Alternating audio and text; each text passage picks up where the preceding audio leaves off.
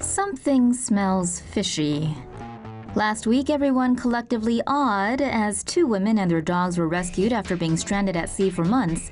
But now eyebrows are being raised because details of the sailor's story just don't add up. A night after setting off from Hawaii on May 3rd, a ferocious storm supposedly broke apart the boat's mast and sail, even though no storm systems were spotted in the area that day or in the days after.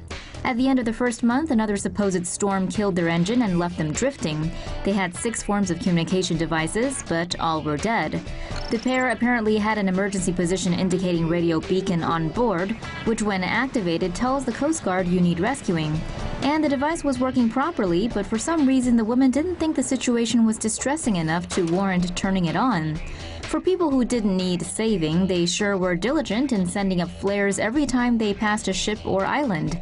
It's both odd and a bit dumb that the two went on a long sea journey just after a week of knowing each other, and with one of them having no sailing experience whatsoever.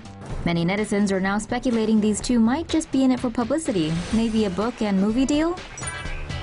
Then again, they might just be two inexperienced and overly ambitious sailors who made some very stupid decisions.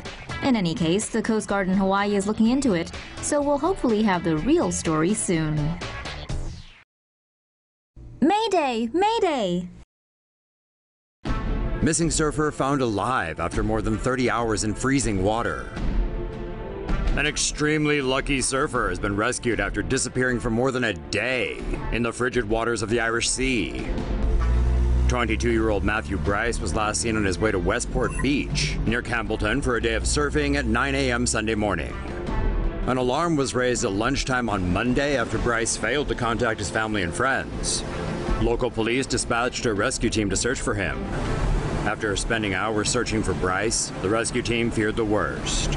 But at 7:30 p.m., a Coast Guard helicopter found Bryce. He was clinging to his surfboard about 13 miles off the coast. A member of the rescue team told BBC Radio that Bryce did the right thing by staying with his surfboard. He was able to stay alive for so long at sea because of his wetsuit.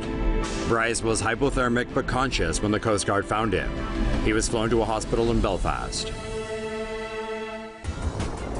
Scuba diver survives 18-hour ordeal in shark-infested waters. A 68-year-old man is lucky to be alive after spending 18 hours lost at sea this week. John Lucky Les Brierley was swimming off the coast in Queensland, Australia at a dive spot called Yongala Wreck when he got pulled away by a powerful current. A friend alerted authorities when he didn't return.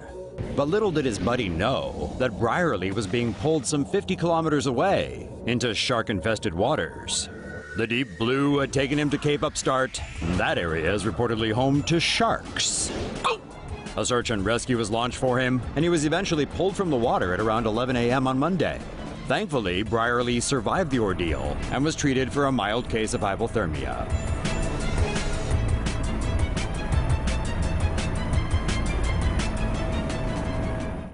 Wreckage of sunken battleship that helped win World War II found. Almost 72 years after it was downed by a Japanese submarine in the Philippine Sea, a missing USS Navy vessel has been found. On August 18, 2017, a research expedition using a remotely operated vehicle found the wreckage of the missing World War II ship, the USS Indianapolis. It was discovered 5,500 meters deep on the ocean floor of the North Pacific. The previously missing cruiser sailed from California to the island of Tinian in the East Pacific, carrying parts crucial to the completion of the Little Boy atomic bomb. It was en route from Guam to the Philippines when it was struck by torpedoes from a Japanese submarine on July 30th, 1945.